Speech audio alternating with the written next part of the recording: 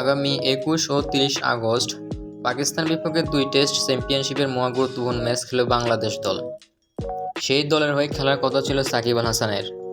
তবে সাম্প্রতিক সময়ে বৈষম্য বিরোধী ছাত্র আন্দোলন সমর্থন না দেওয়ায় ব্যাপক সমালোচনার মুখে পড়তে হয় সাকিব আল হাসানকে। সংসদ সদস্য পদ হারানোর পর বাংলাদেশ ক্রিকেট থেকেই আজীবনের জন্য বহিষ্কার দাবি উঠেছে সাকিবকে। এই অবস্থায় তাই স্বাভাবিকভাবে প্রশ্ন ছিল, সাকিব খেলবেন না পাকিস্তান সিরিজে, কিংবা সাকিবকে রাখা হবে কিনা স্কোয়াডে। এমন প্রশ্নের একটা উত্তর পাওয়া গেছে।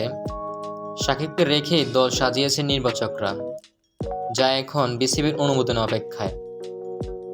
বিসিবির সবুজ সংকেত মিললেই যুক্তরাষ্ট্র থেকে দুবাই হয়ে পাকিস্তানের দলের সঙ্গে যোগ দিবেন সাকিব আল হাসান। অন্যদিকে সাকিবের দলে থাকা নিয়ে নির্বাচক প্যানেলের এক সদস্য বলেছেন, যেহেতু আন্দোলন হয়েছে মেধার ভিত্তিতে, আর সাকিব যদি দলে সুযোগ পান সেটি হবে মেধার কারণেই। আমার কাছে মনে হয় এটি বড় সমস্যা হওয়ার কথা নয়। কে কোথায় রাজনীতি করবে সেটি একান্ত তার ব্যক্তিগত ব্যাপার। আমরা সাকিবকে রেখেই দল দিয়েছি। এখন বোর্ড অনুমোদন করলেই সাকিব পাকিস্তান সিরিজে খেলবে। এদিকে সাকিবের পাকিস্তান সিরিজে খেলা নিয়ে কোনো সমস্যা দেখছেন না দেশের খ্যাতিনামা ক্রিকেট বিশ্লেষক ও কোচ নাজমুল আবেদিন ফাহিম।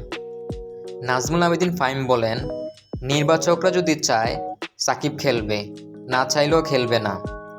জাতীয় দলে খেলতে হলে একজন ক্রিকেটারের যেসব শর্ত পূরণ হওয়ার কথা, সেসব যদি সাকিব পূরণ করে থাকে তাহলে দলে থাকতে তার কোনো সমস্যা থাকার কথা নয়।